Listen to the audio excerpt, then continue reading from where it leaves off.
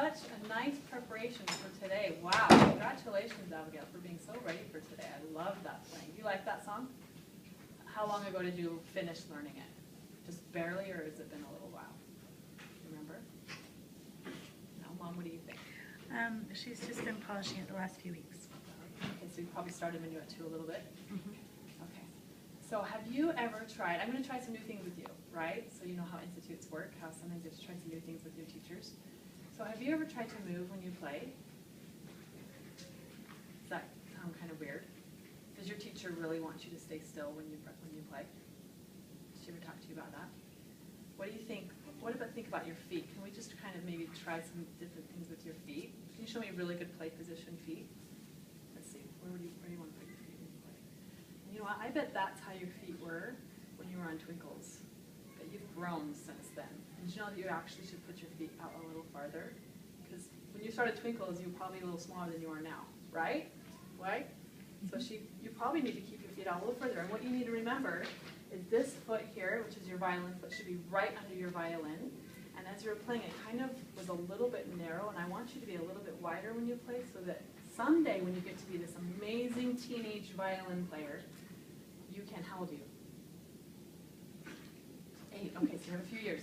So when you become a teenager, you can finally start to kind of move when you play, and I want to try that a little bit right now, kind of give you a little preview of what that's going to feel like, okay? And Minuet's a really good song to do that in because it's got a good pace to it.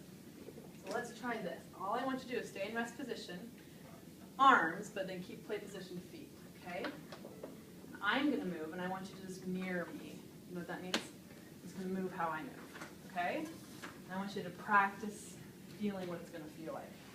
So first, let's just do this. Now notice I'm swaying, but I'm also moving my knees. You've got to follow what my knees are doing. Now I'm going to slow down. Now are we moving our shoulders? They're not going like this, are they? Right? So we're not moving our shoulders.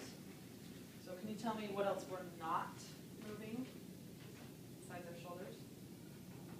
Keep moving down here. Tell me what else we're not moving. Right? We're not wiggling our toes. Okay, good. Are we moving our ears? Are we moving our elbows? No. So there's a lot of things that aren't moving. Okay. But when you play the violin, I want to be able to use your whole body when you play. And that means you have to kind of use the lower half of your body by moving. So you keep pacing back and forth, and we're going to go 1, 2, 3, 1, 2. Count with me. 1, 2, 3, 1, 2, 3. 1, 2, 3. 1, 2, 3. Okay, I'm going to keep playing. Can you count out loud and bend? 2 things at once? Do you want anybody to help you count? Can we have the parents count with you? Ready, parents and student. Ready, set, go. 1, 2, 3, 1, 2, 3, 1, 2, 3, 1, 2, 3, 1, 2, 3, 1, 2, 3, 1, 2, 3, 1, 2, 3. Stop. So which number, when you're counting, 1, 2, or 3, where you have the biggest bend in your knee?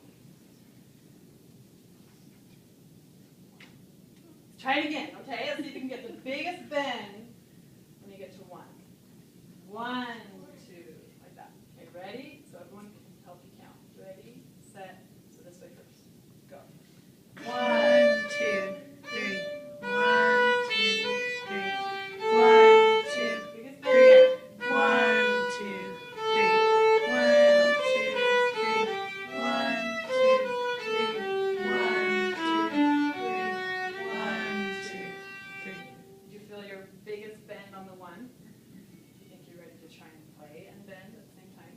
It's really tricky, but you can just practice this much of the song for tomorrow. Let's just work on this much, and then for tomorrow we'll work on the second half. Is that okay? I have to give you a little assignment today. You okay with that? Okay, so put your violin up. Everyone's going to count, so you don't have to worry about counting, but you still have to worry about bending and bending at the right place. That's the tricky part. You have to have the biggest bend on what number? So you have to slow your body down and wait for the next one until here. Got it? Okay. Which way do you want to bend first, and I'll match you. Do you want to bend this way? You choose. Or this way? That way? Okay. Put your by first. Ready? So parents can count. Ready, set, go. 1, 2, 3. 1, 2, 3. 1, 2, 3. 1, 2, 3. 1, 2, 3. 1, 2, stop. Wow! Nice job for the first time. Okay, so your assignment tonight when you're doing things is, or when you're practicing this, I want you to do this just 5 times before I see you again. So you can do it tonight or tomorrow, whenever you get a chance. And Mom has to count, and I want you to make sure that whenever she says 1, not only do you have the biggest knee bend, Abigail, but I want you to make sure you have the deepest bow. You know what a deep bow is? So a deep bow is if the horsehair and the stick almost come together and they smash against each other. But if you move fast enough, it doesn't crunch. But if you slow your bow down too much, it doesn't sound good. Okay? So you have to have a really deep bow, and we can say even a deep knee, so your knee is really bent on all the ones. Okay? Will you try that for tomorrow? You work on it for tomorrow, okay? We'll end up in there. Okay, you want to have a bow, and we'll get to the next one. Thank you, Abigail.